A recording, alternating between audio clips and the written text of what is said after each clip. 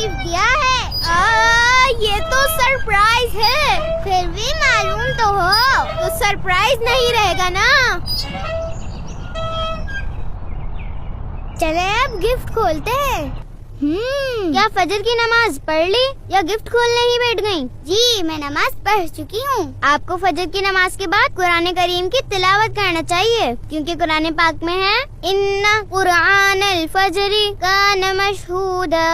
बेशक सुबह के कुरान में फरिश्ते हाजिर होते हैं। अच्छा, अब से मैं जरूर पढ़ूंगी। वाह अरीबा का गिफ्ट, ये तो यकीनन सबसे अच्छा होगा। ये भी बड़ा कोई गिफ्ट है। इस गुड़िया का तो लिबास भी देखने के लायक नहीं। इस गुड़िया को आप हिजाब पहना दीजिए, अपनी तरह बना दीजिए और ऐसे ही कपड़े पहना दीजिए जैसे आप पहनती हैं। अब तो ठीक रहेगा ना? ये आइडिया आपने बहुत अच्छा दिया। राइका, ये फ्लोर पर पानी गिरा हुआ है, इसे जल्दी से साफ कर दीजिए वरना कोई फिसल जाएगा। कौन है? मैं हूँ अरीबा।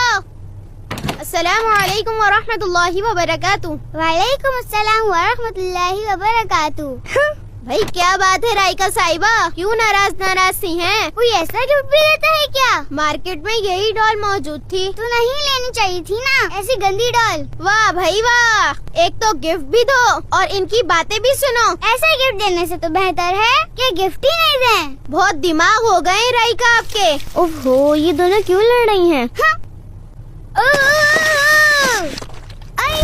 क्या हुआ? अगर आप मेरे कहने से वो फ्लोर पे गिरा हुआ पानी साफ कर देती तो ना आप गिरती और ना अरीबा।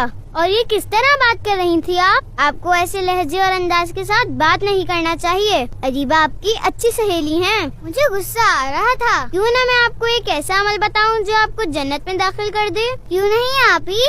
अल्लाह के नबी सल्लल्लाहु अलैहि वसल्लम ने इरशाद फरमाया, गुस्सा ना करो तो तुम्हारे लिए जन्नत है। आप